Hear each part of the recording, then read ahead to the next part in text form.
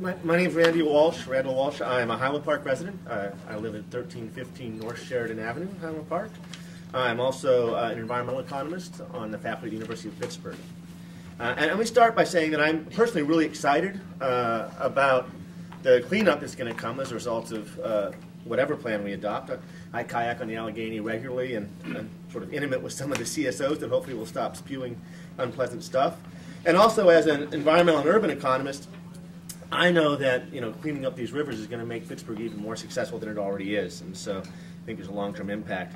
I am, not surprisingly, really concerned, however, with the fact that reading through the plan that ALCOSAN has put together, it's clear you guys are missing significant cost savings that are available from source reductions. Now, I'm not here to tell you what the optimal level of source reduction is. I don't know what the answer is. Unfortunately, it's really clear that ALCOSAN doesn't know that answer either. I'm pretty sure it's not zero.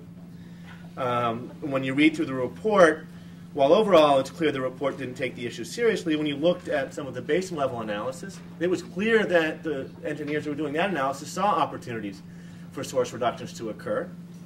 But then they would look at it and conclude, well, that's upstream from our point of collection, so we can't make that happen, although we shared these ideas with the municipalities, and that was the end of the story, right? And then when we move to the system-wide analysis, it never gets any attention. It dies at the basin level.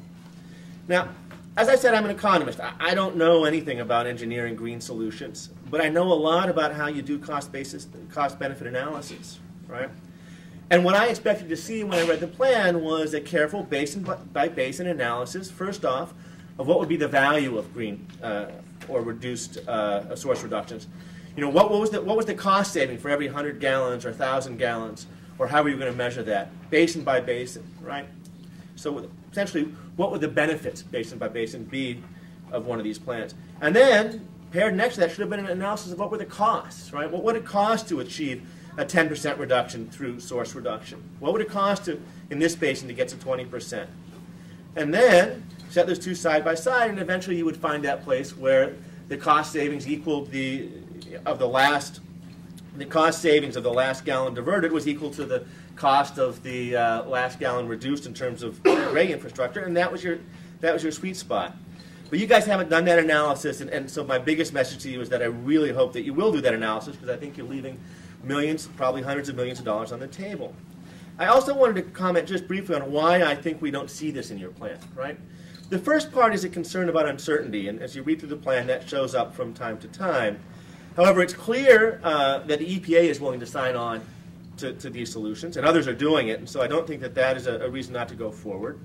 And again, if you look closely at your basin level analysis, it's clear that the folks in the analysis thought that there was a role for green infrastructure, right?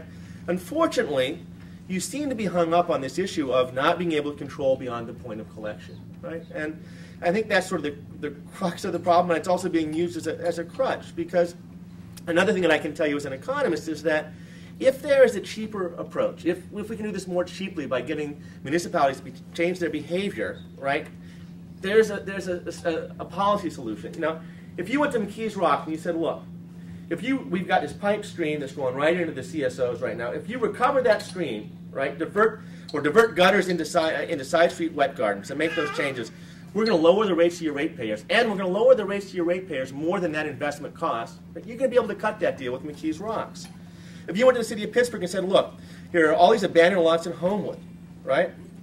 We want you to go in and build natural areas, wetlands, right? And then we're going to float bonds to pay for them, and we're going to pay off those bonds from the increase that we have to put in place in all of our ratepayers' bills to pay for this plan. But those increases are going to be smaller because you made this change. They would sign off on that. If you went to Stowe and said, look, we're going to put 2,000 rain barrels on houses there, we're going to build wet gardens, and we're going to pay for that out of your rate increase, but your rate increase is going to be less than it would have been if we didn't put those rain barrels in, they're going to sign off. And so I think you need to be more creative when you think about this, right? On top of the cost savings, the different types of things I've talked about, as everybody here is saying to you, are going to provide additional benefits, not just the cost savings. So I don't think you'll struggle to get support. Another area where it seems like your reporting where it focuses is that there are all these entities, right? 84 entities in ALCOSAN. Well, my understanding of the numbers is that Pittsburgh alone is 74% of the CSO miles in your system, right? That's one entity. If you go to the 10 next biggest communities, you get to 90%. And so it seems to me that the number of communities you need to deal with is not that large, right? And clearly, you're hearing today, there's a lot of support at the level of leadership in the county. So let me just conclude. I'm concerned because I think you're missing a really big potential savings from not having a balanced approach. You're missing opportunities in terms of aesthetics that this would provide, but also in terms of positioning the region as we go forward.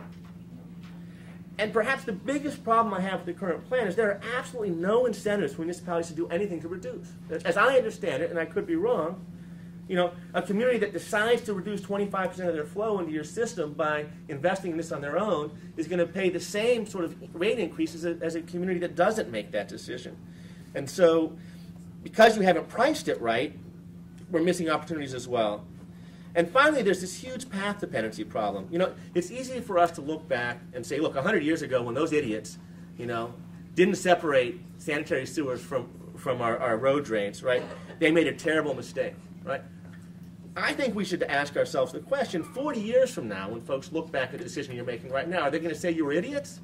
Or are they going to say you were forward-looking? And I think that it's clear that if you don't want them to think we were idiots, we've got to look at source reduction, because anything you don't do about source reduction now locks us in, essentially forever, to not doing the source reduction. So I really hope you'll reevaluate your plan. Thank you.